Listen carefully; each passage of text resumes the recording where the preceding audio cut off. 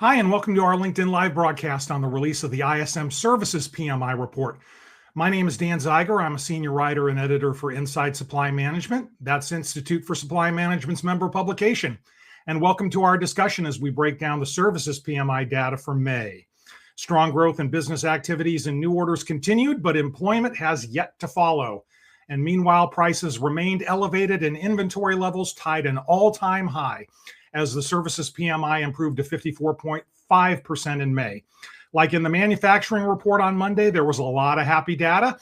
And I'm sure there are some panelist comments that will be worth discussing because we've got a lot of moving parts. I'm realizing this as I'm going through the questions. So let's bring in an excellent mechanic himself, Steve Miller. He is the chair of the ISM Services Business Survey Committee. Steve, how you doing? And what stood out to you about the May data? I'm doing great, Dan, and the numbers were pretty solid. The things that stood out, we're for the fifth month in a row seeing an increasing 12-month average for the Services PMI. The 54.5 number is a good increase over last month, and certainly showing strength at a level that that we can be confident eventually will lead to employment. The downside was really that employment number in the four, in that weakness was a bit of a surprise with the new orders and business activity so strong. And then the over 9 percentage point jump in inventories was another thing that was kind of an eye opener or head scratcher a little bit until you think through kind of overall activities and what we're doing. So those are really what jumped out at me this month. Overall, really strong report, some good activity, and certainly commentary around some good activity. But petroleum, oil prices, being kind of that specter in the horizon that we're starting to have a pretty solid rain, and hopefully we won't have much lightning along with it. Yeah. A lot of dynamics there, as you detailed in your summary. I was just realizing that, as I said in my introduction, there was a lot of things that went into the data this month, and we'll try to get to all of them in the time that we have. Let's start with the demand indexes. I had mentioned them in the lead. Business activity, 57.7%, new orders, 57.3%, backlog of orders, 51.5%, all readings that you like to see. But you had said in the report that seasonality might have been a factor in that level of demand. Can you elaborate on that a little bit? So absolutely, that's what came through from our respondents is they were seeing kind of summertime types of activities. A little bit of the seasonality was down when we were looking at education, but when we looked at other sectors, they're seeing kind of the summertime pickup with the vacation season and spending on those types of activities, hotel, hospitality, accommodations, those types of things. So, as you get out of the little dip that we see, after the first of the year, and then we start heating up into the summertime and vacation activities, we start to see several of the services sectors with spikes. And then continued demand in AI, data centers, utilities related, good strength to go along with that. Yeah, we'll talk about those dynamics a little bit more. Obviously, a number that is always going to get attention, but especially in the last 2 or 3 years, it seems, the prices index stabilized, still ticking up. May reading is 71.3%, is the highest since August of 22. When it was 72.6%. And we're having a lot of fun with this stat in a kind of a twisted way. But for the third straight month, which is something you do not see very often in my reports, no commodities were reported as down in price. That's 3 months in a row for services. It's happened in manufacturing recently too. 31 services in the services report, 31 commodities were listed as up in price. So take that menagerie of data and break it down for us. Sure. Yeah. The up in price numbers, the ones that we could have written down before we got the survey responses were gasoline, diesel, fuel. One of the ones that we didn't expect, but we had some foreshadowing last month, and that respondents were saying we haven't seen petroleum prices starting to impact the petroleum-related products that we purchase. Think about plastics and shingles and other things like that. They hit the radar this month in petroleum-related products and shingles. And because we had already seen it come through in terms of transportation costs, and then just those basic commodities or refined products, but not through products that are manufactured products out of petroleum. So we're seeing that flow through. We're seeing data center type products on short supply. If you were to group memory, computer chips, circuit breakers, things like that, you go, okay, well, these are all utilities related or potentially data center related products that are on short supply. And so, I mean, that for me is a little bit of a, keep an eye on that as we come into the upcoming months, as we see potentially changes in where investment is going around AI and utilities to create capacity. There are some issues around water and local community impacts, which are impacting the speed of that. And hopefully on the supply side, we won't see too much of that continue from a short supply standpoint. Yeah. I have a question about the AI investment boom. I talked about that a little bit with Susan Spence on Monday. A little bit in the manufacturing report. I would expect to see it more of an impact in services, and it looks like that is the case as you discussed. So yeah, hopefully we'll get a chance to talk about that before our 30 minutes is up. Yeah, you had mentioned fuel. I was just, while you were detailing that, I went down the comments of the published comments. Fuel prices were mentioned as a dynamic or petroleum or related in at least 4 of them. Yeah, how big of a theme was that in May? And I'll combine it with another question that I had for you. You can dig into the supplier deliveries index a little bit. Did that number kind of surprise you a little bit, given the sentiment around fuel and where the prices are going there, and especially with the continued, drama or friction in the Strait of Hormuz? So the short answer to the last part of your question there is I was surprised that number, although we're still seeing, slower deliveries than last month from an over 50 reading, it dropped from the previous month's reading, and I expected it to be just the opposite. I expected some of the increase in costs to have potentially an impact in how much people were ordering, and then also just disruptions from availability in general. It's tough to interpret some of the news reports on an ongoing basis. It seems like we're still 2 weeks away from jet fuel shortages or running out of jet fuel.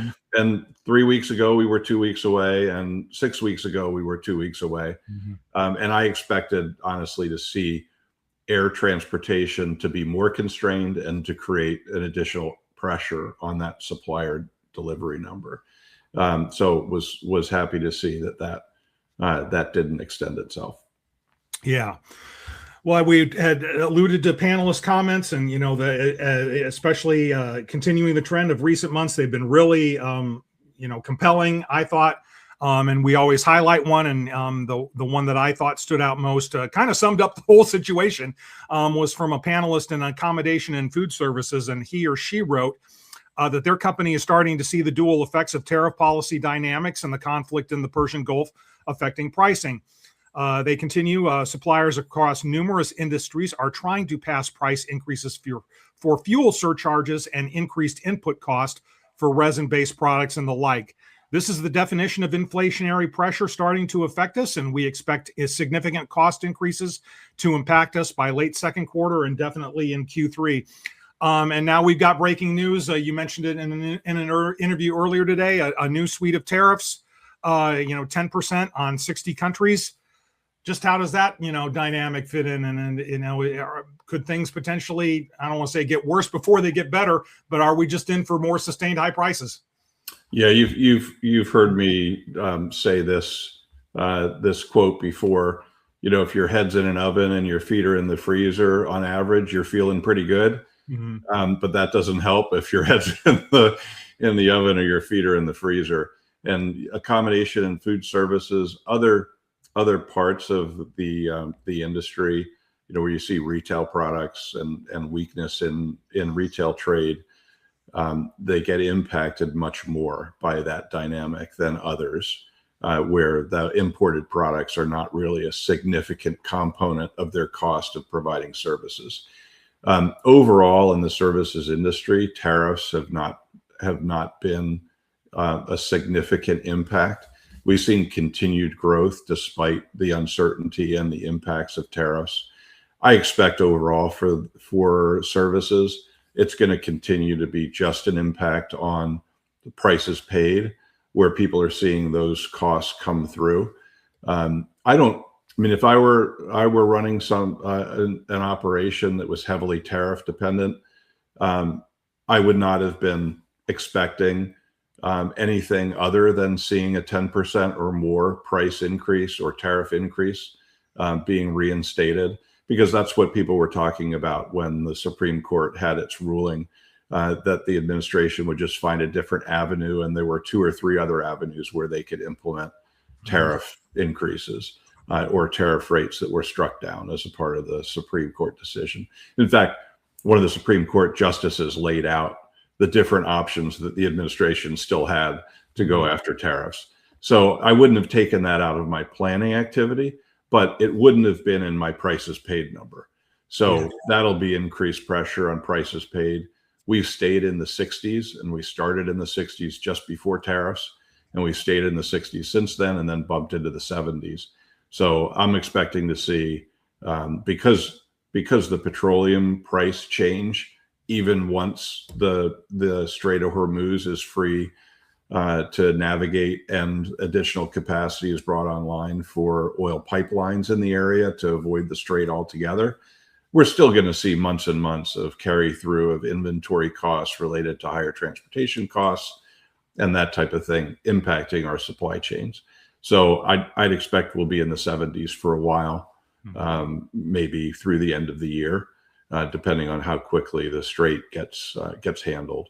And then the tariff impacts begin to embed themselves again in our actual prices paid. Yeah. Let me follow up on that because it was a dynamic. I know you and I discussed it last month, and Sue and I discussed it in regards to manufacturing on Monday. The tariff comments and the anxiety among the panelists has really started to wane, as they've kind of realized, these are the rules of the road now. And you had mentioned the potential options that everyone knew or should have known that would be available to the administration once the emergency tariffs were struck down. As a result, would you expect that companies would continue to get along? There's not going to be a new round of tariff anxiety based on these new. You would not expect. I wouldn't expect that. Once you've built the spinning wheel to take cotton, what is it, straw into gold. You now have these new tariff rules, and you have your supply chain options that you put in place, some of which you never changed, but others of which that you are turn on, turn off. I oversimplify the turn on, turn off, but turn on, turn off within a couple of months based on the way the wind blows. And so in reading some of the commentary back several months ago, where people were putting alternative means in place to be able to accommodate those shifts, it's more of a, okay, same thing, different day for supply managers, but additional pressure on margins and additional needs to find creative ways to recapture those. And on the consumer side, University of Michigan says consumers never felt worse than they do right now. Food costs are up, transportation costs are up, fuel prices are up. There isn't a whole lot of outlet on the consumer services side to say you're going to increase prices, because there's just constraints on spending capability within the consumer markets. So that pressure, we may see it materialize itself more in costs of data centers, cost of utilities, things like that. Yeah. Well, with that, let's get on to, price is obviously going to be a number that where it's at, people don't like it. And yeah, another one we can talk about is definitely employment. I mean, especially with the demand gauges on multi-month runs of expansion. I mean, that's got to be a head scratcher for some people. You would expect the employment index to follow or have followed by now, but it's been kind of stubborn. Went down to 47.9% in May, which is a third month in contraction. With 17.2% of surveyed companies reporting jobs reductions. That's up from 14.5% the month before. I know you talked about seasonality was a factor in demand, so companies aren't going to rush out to hire if they're thinking that. Just talk about that dynamic and why that employment number has kind of been mired where it has for a few months.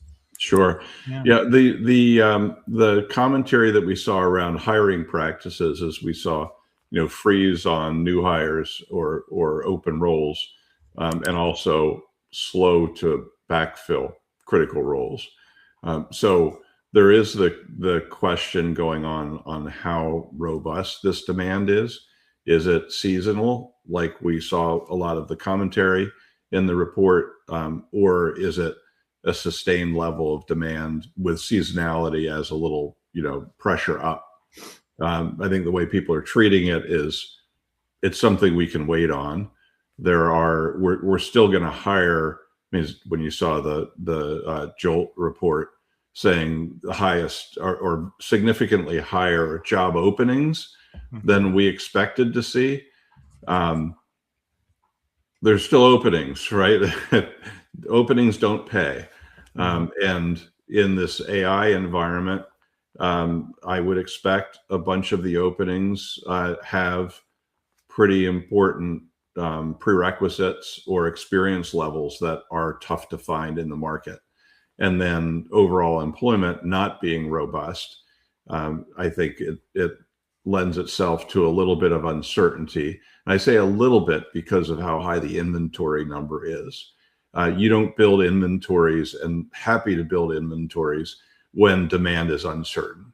You do that when you're pretty confident in demand, but there isn't a huge cost impact of buying early because you'll eventually use that, even if you don't use it in the same time frame. And if the bonus is you avoid other kind of follow-on cost impacts within energy and oil and diesel, then it all works out, in terms of carrying costs and working capital. Whereas employees, not the same. So little reluctance there, continued strength. We'll see throughout the summer whether that consumer pressure materializes itself into lower services activity and new orders. But right now, it seems like confidence is that we'll have sustained demand from a new orders and business activity standpoint, which then generates the other question, Dan, is, well, where is this productivity coming from? Where we can hit significantly sustained high levels of new orders, but not hiring. And I know from what I'm hearing from folks, companies, especially in the services industry, think finance and insurance in particular, information another, is they're getting asked the question, hey, with this money that we're spending, and in some cases, recent news, our entire 2026 budget in the first 4 months of the year for AI tokens, what kind of productivity are we expecting?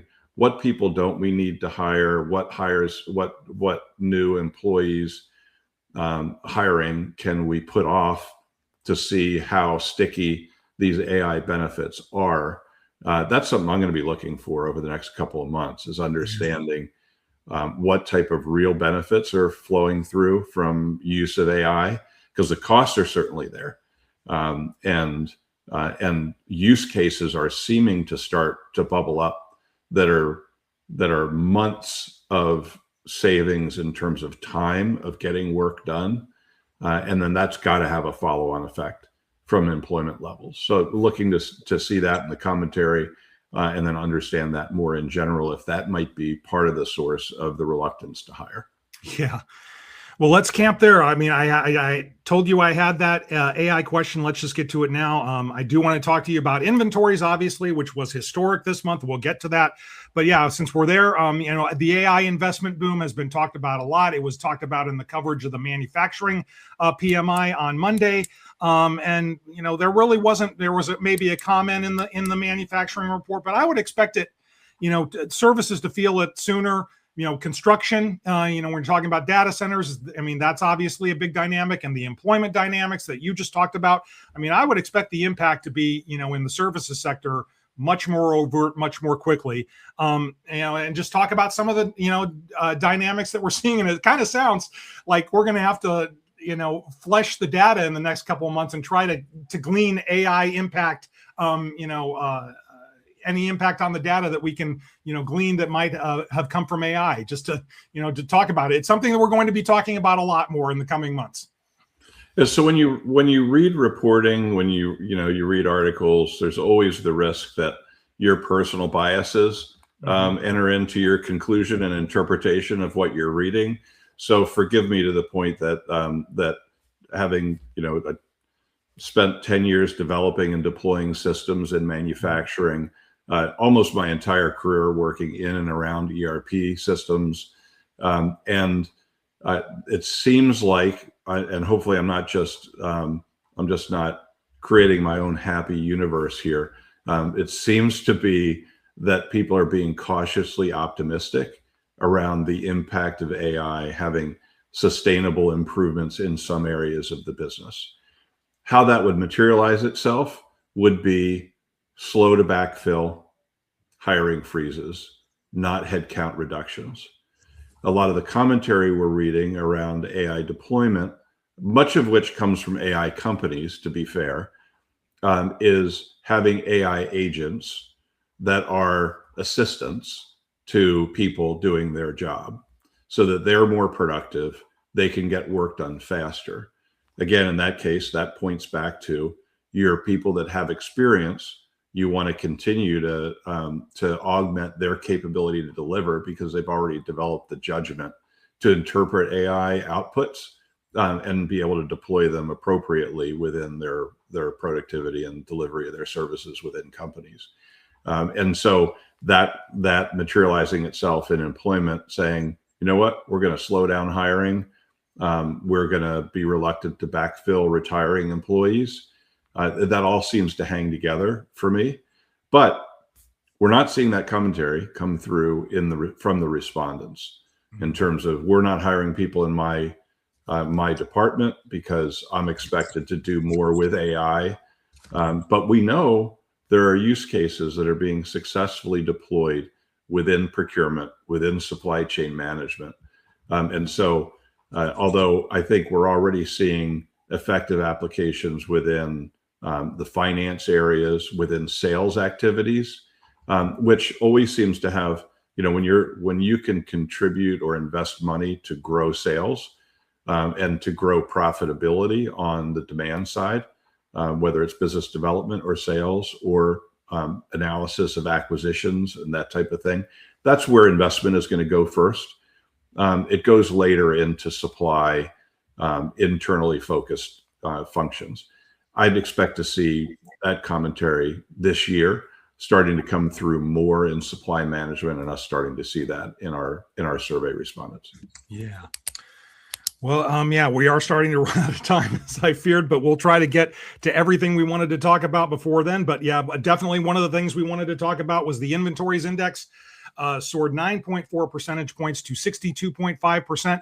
That ties May 2010 for the highest reading ever, or a sentence that I typed a lot during COVID, the highest or lowest reading since Services PMI data collection began in 1997. That always gave me pause, Steve, because I don't know what you were doing in 1997, but I remember what I was doing. So, it kind of gives me pause when I type that sentence. But it was a historic reading, 62.5, but the inventory sentiment index, 55.2%. I mean, that barely budged. And you said in the report, it kind of, is a suggestion that companies this isn't panic buying. They're confident in future business activity and demand. Well, I can safely say my inventory of hair in 97 was a different skew and was much more prevalent. Mhm. Um, but in the kind of the short answer for inventory is that inventory sentiment didn't pop up with a Mhm. huge increase in inventory. That says, the inventory that we've got is kind of the inventory we were hoping to have.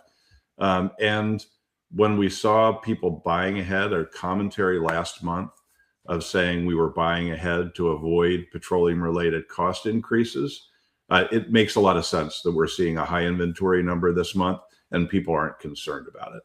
That together with demand strength, I think it's all very logical. Whether it should be at the highest level in the history of the report, Mhm. boy, that says we're really optimistic Mhm. in terms of demand. That's what it says to me. I hope that's true, but that's what it says to me. Yeah. Well, you had pointed out, and I hadn't noticed this until you had said it in the earlier interview. I overlooked it, but yeah, it's pretty significant. There was only one industry reporting contraction in May, and it's a pretty significant one, a very significant one, real estate, rental, and leasing. And it's significant because it is the largest services sector industry, in terms of share of GDP. I mean, when you think about that, I mean, how much better could the PMI and the other data have looked, if that industry had performed up to, at least replacement level performance. Yeah. So every 1 point in PMI improvement for that sector would lead to about a 1.3%, or sorry, a 0.13% improvement in the overall PMI. It's 13% of the economy. So actually, it's 13% of the overall economy, which means it's over 15% of, or about 15% of the U.S. GDP. Mm-hmm. So of the services sector GDP. So it would have about a 15% for every movement in that sector, about a 15% impact in the reading because it's weighted by GDP impact. So if you went from, let's say it was a 50 PMI for that industry, and it went up to 52, you would expect to see a 0.3% percentage point increase in the overall PMI. So very significant, in 13% of US GDP. And it's the second month in a row that it's been in contraction. But backlog, they were also the leader in backlog. So which to me is the opposite side of the coin of what we were just talking about around inventories, is since they're at the top of the backlog, but they're at the bottom on the overall PMI. That's saying that they're okay pushing orders out because they're not seeing demand. So that and being such a large percentage of the economy, I think that's worrisome. Yeah. We'll keep an eye on that for sure. We're coming up to the bottom of the hour here, and I did manage to shoehorn in all my questions, but I will ask, like I usually do. I mean, is there anything, that we haven't talked about or that I haven't asked that you think might be important to include before we wrap up? I appreciate your questions. Yeah. I think that you hit on all of the key items. The first question that you asked around the strength of the services, I think we're optimistic. We saw good strength. We didn't see a huge impact. In fact, saw a negative on supplier deliveries. And so the strength on the new orders and the strength on the business activity are a great sign for what we should see this summer. Yeah. Going into summer, which is always a interesting time, or a productive time for services. So yeah, the data should be fun to look at for the next couple of months for sure. Hey, Steve, thanks a lot. Thanks for joining us today. And thank you for joining us today. In a bit, you can go to ISM's website to read the roundup article that discusses a lot of what Steve and I have talked about here. Also, mark your calendars for June 17th when ISM releases the supply chain planning forecast for the manufacturing and services sectors. That report details recent performance and panelist sentiment for the rest of the year. And for ISM members on June 22nd, Steve and Susan Spence, the chair of the Manufacturing Business Survey Committee, will present a webinar on the forecast. So ISM members can register for that through the education calendar on ISM's website. And there will also be a LinkedIn live broadcast slated for that day. More details to come on that.